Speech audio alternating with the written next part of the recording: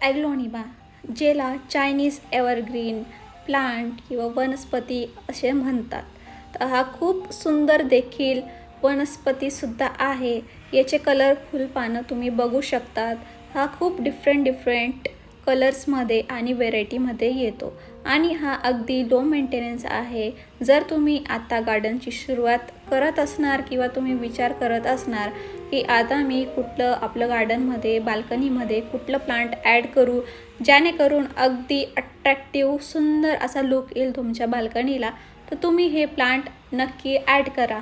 आणि इतकंही नाही, हा नासाने रिकमेंडेड केलेला एक हवाचं शुद्धीकरण करणारा आणि एअर क्वालिटी इम्प्रूव्ह करणारी वनस्पती आहे. हे हवेतले टॉक्सिन रिमूव्ह करतं, जसं की फॉर्मल्डिहाइड, सायलिन, बेन्झाईन असे काही घटक असतात जे तुमचं घरात फर्निचर असतात, प्लास्टिकचे प्रोडक्ट असतात किंवा लेदरचे, त्याच्याने ते विषैले पदार्थ किंवा घटक निघत असतात. हे आपल्याला माहीत नसतं, पण हे होत असते. तर हा प्लांट बऱ्यापैकी आपल्याला मदत करतं की ते टॉक्सिन हवापासून कसे रिमूव्ह करतात. तर चला बघूया याची कटिंग आपण कशी लावू शकतो आणि याच्यामध्ये जेवढे पण कलर येतात आणि व्हेरायटीज येतात त्याची कटिंग लावायची पद्धत सेम आहे, अगदी सोपी आहे आणि तुम्ही पण ह्याच पद्धतीने लावा. तुमची कटिंग पण नक्की ग्रो होईल. आता याच्यात किती कलर येतात तुम्हाला दाखवते.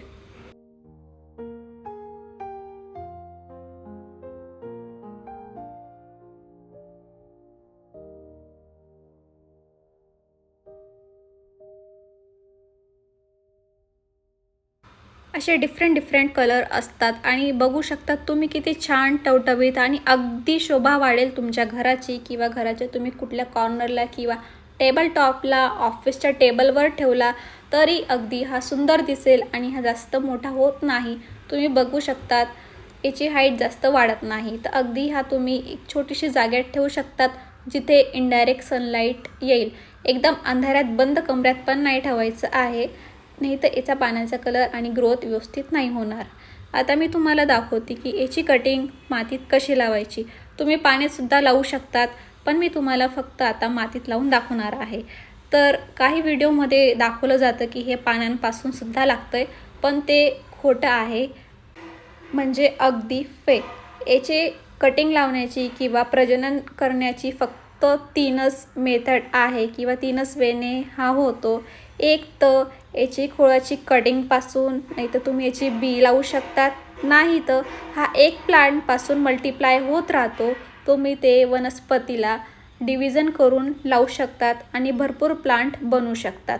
तर हा आहे ना एक फायदा की एक प्लांटपासून तुम्हाला किती प्लांट्स भेटत आहे. तर तुम्ही बघू शकतात मी हे खोळपासून कापलेलं आहे, ज्याला राऊंड सर्कल आहे. हे असे गोल सर्कल दिसतील आणि हा डेट दिसत असेल तुम्हाला. याचे मुळा इथनंच ग्रो होतील. तर हे लक्षात ठेवा की तुम्हाला कटिंग कुठून घ्यायची आहे आणि कशी लावायची आहे. हे एक साईडचं पान मी काढून टाकते, कारण याचा नोड एरिया चांगला एक्सपोज झाला पाहिजे आणि तिथून ते रूट यायला, मूळ यायला त्याला मदत होईल. याचं मातीचं मिश्रण कसं करायचं हे तेही सांगते. तर मी जे मातीचं मिश्रण घेतलं आहे त्याच्यात मी गार्डन सॉईल टाकलेली आहे, म्हणजे कुठलीही माती जे तुमच्या एरियामध्ये अवेलेबल असेल ती, आणि 10% त्याच्यात वाळू टाकली आहे, 5% कोकोपीट टाकलं आहे. एवढंच मी त्याच्यात यूज केले आणि थोडंसं परलाईट. यापैकी तुमच्याकडे काही गोष्टी नाही असतील तर तुम्ही स्किप करू शकतात, पण तुम्हाला सॉईल मिश्रण थोडंसं भुसभुशीत ठेवण्यासाठी त्याच्यात वाळू तरी टाका. जर तुम्ही फक्त मातीत लावलं ना, मातीत जर तुम्ही पाणी टाकायचं विसरले तर ती अशी दगडासारखी कडक होऊन जाते. तर त्याच्यात ग्रोथ एवढी पटकनही नाही होत आणि व्यवस्थित होत नाही. त्यामुळे तुम्ही प्रयत्न करा की तुमच्याकडे जेवढ्या गोष्टी अवेलेबल असतील तुम्ही तेवढे ॲड करा, जेणेकरून मुळा असे छान पटकन पसरतील आणि या प्लांटला ग्रोथ पण चांगली मिळेल. आता मी हे थोडंसं एलोवेरा लावत आहे. एलोवेरा लावल्याने तुमची कटिंग खराब होत नाही आणि रूट ग्रोथ पण चांगली होते. जर मातीत किंवा काही बॅक्टेरिया असतील किंवा फंगस असेल तर ते या कटिंगला खराब करणार नाही, त्याच्यासाठी एलोवेरा लावलं जातं. आता हे जे मी मातीचं मिश्रण घेतलं आहे त्याच्यात ही कटिंग मी 1-2 इंच डीप करेल मी याच्यात पहिल्यापासूनच पाणी टाकून ठेवलं आहे, त्यामुळे जे एक्सेस वॉटर आहे, जे एक्स्ट्रा पाणी आहे ते खालून छिद्रातनं निघून गेलं आहे. तर तुम्ही कुठलीही कटिंग लावताना लक्षात ठेवा की जास्त पाणी देऊ नका. जर तुम्हाला थोडं कन्फ्यूज किंवा प्रश्न पडत असतील की मग ते कसं आपण अवॉइड करू शकतो, तर ड्रेनेज होल असणाराच एक प्लांटर किंवा कुंडी तुम्ही घ्या, जेणेकरून जर तुमच्याकडून जास्त पाणी झालं की ते खालून पटकन ड्रेन होऊन जाईल. आता काही पॉईंट जे तुम्हाला लक्षात ठेवायचे आहे. जर तुम्ही कुठे टूल वापरत असणार कटिंग करण्यासाठी, तर ते स्टेरिलाइज्ड करून घ्या, सॅनिटायझरने किंवा डेटॉलने पुसून घ्या, जेणेकरून तुमचं प्लांट खराब होणार नाही आणि कटिंगसुद्धा खराब होणार नाही. ज्या प्लांटपासून तुम्ही कट केलं आहे तिथे थोडंसं एलोवेरा लावून द्या, नाही असेल तर थोडीशी हळद लावून द्या, जे डेट तुम्हाला दिसत असेल जिथून मी कटिंग घेतली आहे, कारण त्याच्यावर किडे वगैरे, बॅक्टेरिया, फंगस असं लागणार नाही आणि तुमचं झाडही खराब होणार नाही.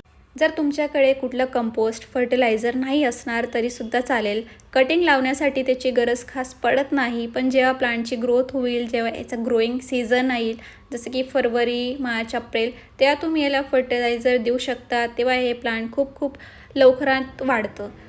या वनस्पतीला जास्त पाणी अजिबात चालत नाही, हे मी नेहमी सांगते. माझ्या बाकीच्या व्हिडिओमध्ये सुद्धा मी सांगितलं आहे की लो मेंटेनन्स वनस्पती जरी असली तर त्याला ओव्हर वॉटरिंग चालत नाही. मुळा अगदी गळून जातात, त्यांना फंगस लागतं आणि तुम्हाला हे वरून जाणवत नाही, पण ते आतून खराब होत असते. तर तुम्ही या गोष्टीची काळजी घ्या. कटिंग लावल्यानंतर तुम्ही याला इनडायरेक्ट सनलाईटमध्ये ठेवा किंवा जिथे डायरेक्ट ऊन नाही येत, किंवा तुम्ही इंडोर ठेवत असणार तर इनडायरेक्ट सनलाईटमध्ये ठेवा. जेव्हा याची ग्रोथ चांगली होईल तेव्हा तुम्ही याची जागा बदलू शकतात आणि याचं ट्रान्सप्लांट तुम्हाला तेव्हाच करायचं आहे जेव्हा याचे चांगले रूट डेव्हलप्ड होऊन जातील आणि जेव्हा याचा ग्रोईंग सीझन येईल, जसं की मान्सून, स्प्रिंग म्हणजे की पावसाळ्याचे सगळे दिवस, महिने आणि मार्च, फेब्रुवारी ते एप्रिलपर्यंत.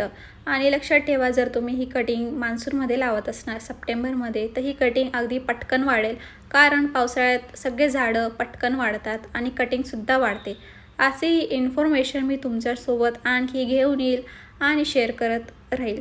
जर तुम्हाला व्हिडिओ आणि इन्फॉर्मेशन आवडली असेल तर जास्तीत जास्त शेअर करा, ताकी अजून लोकांपर्यंत ही इन्फॉर्मेशन पोहोचेल.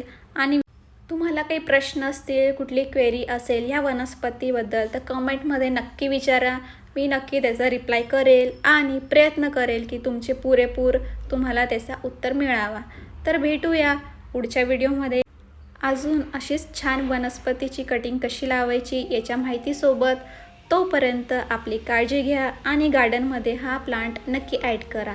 आणि जेव्हा तुम्ही हा ॲड करणार किंवा याची कटिंग ग्रो होईल, कमेंट करून मला नक्की सांगा, कारण मला त्याच्याने मोटिवेशन मिळेल असेच व्हिडिओ शेअर करण्याबद्दल.